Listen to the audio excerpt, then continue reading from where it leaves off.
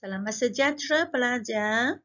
Hari ini cikgu ingin membincangkan tentang format ujian akhir sesi akademik geografi untuk tingkatan 1, 2 dan 3.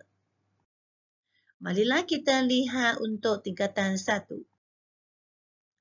Baik, formatnya dibahagi kepada bahagian A, bahagian B dan bahagian C.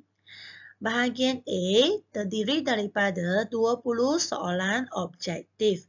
Makanya ialah 20. Dan bab yang termasuk ialah bab 5 hingga bab 13. Manakala untuk bahagian B adalah 3 soalan struktur, makanya ialah 40%. Baik, dia terdiri daripada satu soalan kemahiran iaitu daripada sukatan pelajaran geografi bab 1 hingga bab 4 dan 2 soalan struktur dari bab 5 hingga bab 13. Baik, sekarang kita lihat bahagian C. Bahagian C merupakan soalan esei. Dia akan bagikan pelajar 4 pilihan dan pelajar hanya perlu menjawab 2 soalan sahaja. Maka yang diperuntukkan ialah 20%.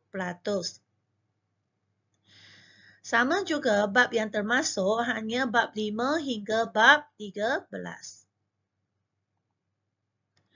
Jadi jumlah markah untuk kertas ujian pelajar hanya 80% sahaja. Baik, sekarang kita lihat untuk tingkatan 2 pula. Format untuk tingkatan 2 juga terdiri daripada 3 bahagian, iaitu bahagian A, B dan C.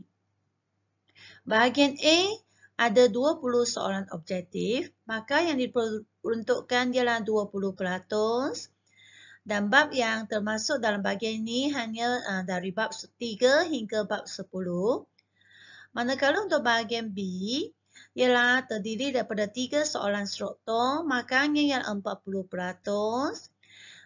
Di dalamnya ialah terdiri daripada 1 soalan kemahiran, iaitu dari bab 1 hingga bab 2, dan 2 soalan struktur, iaitu dari bab 3 hingga bab 10.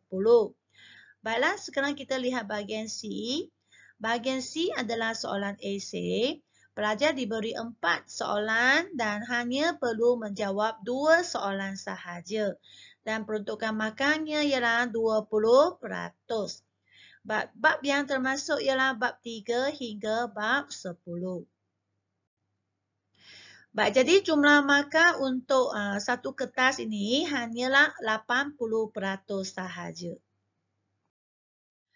Baik, akhirnya kita lihat format untuk tingkatan 3. Baik, tingkatan 3 dia juga bahagi kepada 3 bahagian, iaitu A, B dengan C.